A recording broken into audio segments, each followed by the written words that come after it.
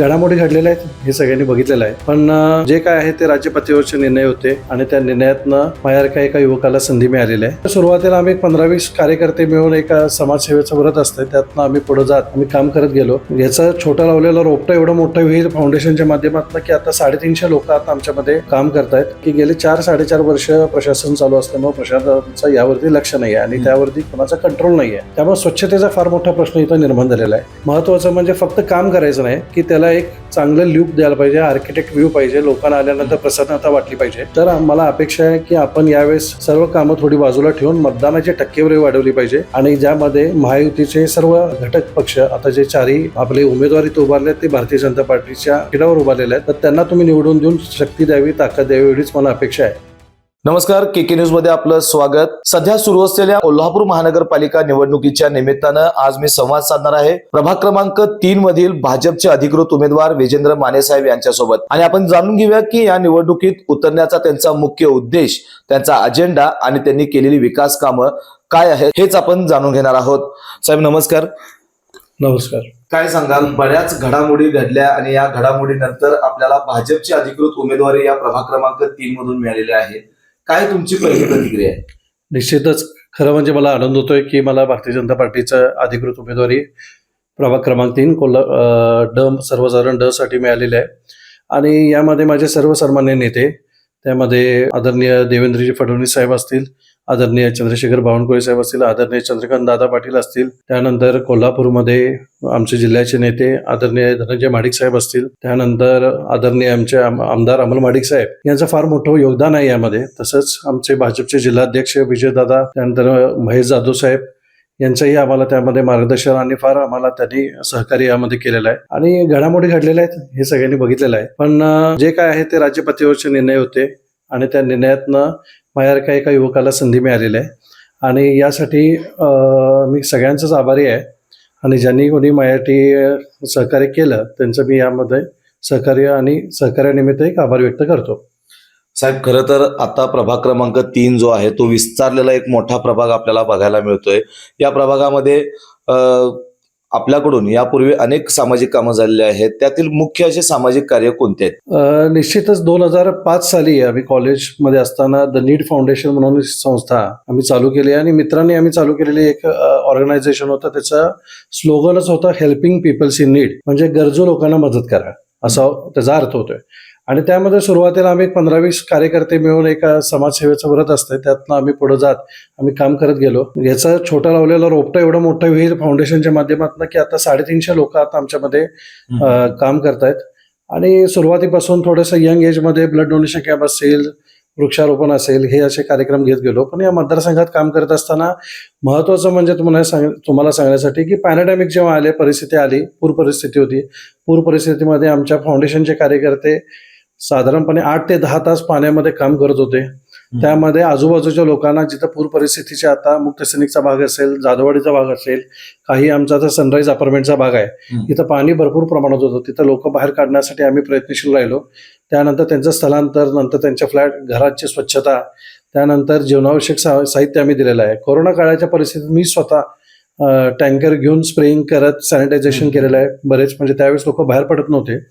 पण काही गरजू लोकांना आम्ही त्यावेळेस जीवनावश्यक साहित्याचं वाटप, मास्क मिळत नव्हते अशी परिस्थिती होती. त्यावेळेस N95 मास्क, त्यानंतर सॅनिटायझर्स आम्ही छोटे छोटे बॉटलिंग करून प्रत्येकाच्या घरी देत होतो.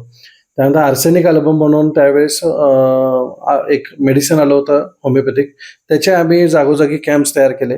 अशा पद्धतीने बरंच आम्ही काम त्या कोरोना परिस्थितीत केलं नाही आणि रेग्युलरली आम्ही आरोग्य व्यवस्था, इमर्जन्सी ब्लड सर्व्हिसेस, त्यानंतर शालेय शिक्षणामध्ये प्रोत्साहन देण्यासाठी आम्ही ज्या कोल्हापूर महानगरपालिकेच्या काही शाळा आहेत किंवा त्याच्या अधिकृत शाळा आहेत, जसे रुईकर कॉलनीची हिंदू कॉर्पोरेटिव्ह शाळा आहे, त्यानंतर इथे सावंत साहेबांची शाळा आहे, त्यानंतर विक्रम हायस्कूल आहे, अशा 4-5 शाळांना दरवर्षी आम्ही मदत देत असतोय. त्याचे कार्यक्रम होत असतात की विद्यार्थ्यांना प्रोत्साहन मिळण्यासाठी आम्ही त्यांना साहित्य वाटप असेल आणि ह्या गोष्टी चालू आहेत. दरवर्षी आम्ही परत 5 मुली आमच्या फाउंडेशनच्या माध्यमातून आम्ही त्यांच्या शालेय शिक्षणाचा संपूर्ण खर्च आम्ही तो उचलतोय. म्हणजे असे विविध कार्यक्रम आणि आमचे हे चालू असतात.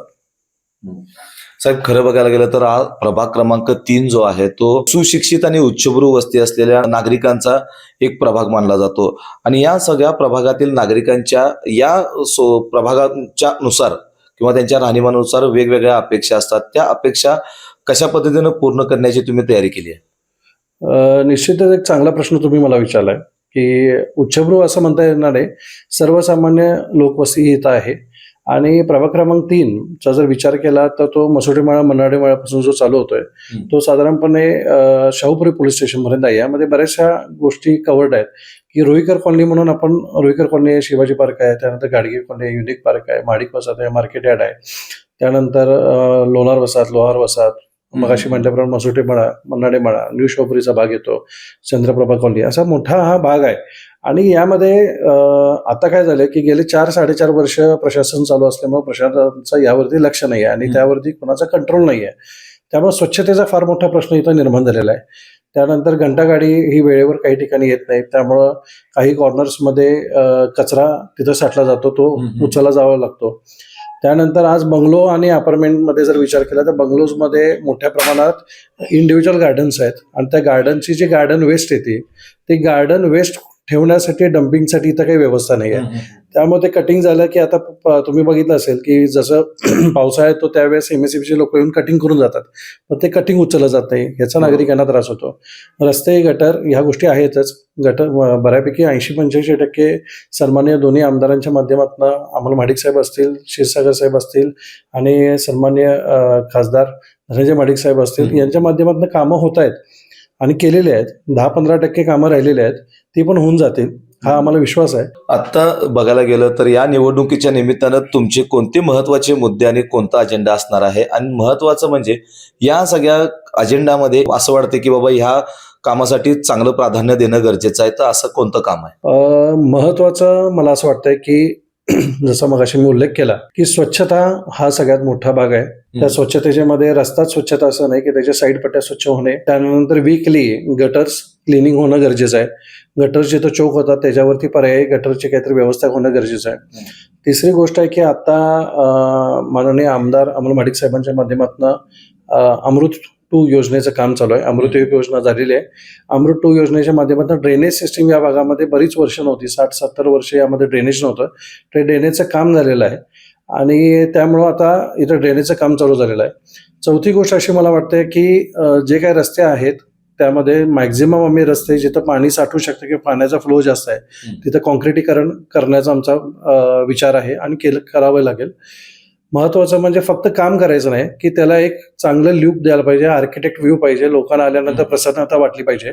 अशा पद्धतीनं त्याचे रस्ते असतील, त्याच्या साईड पट्ट्या डेव्हलप करणे असतील किंवा गार्डन्स करताना फक्त नुसती झाडं लावून करायचे नाहीत, त्याचे कलर कॉम्बिनेशन्स असतील.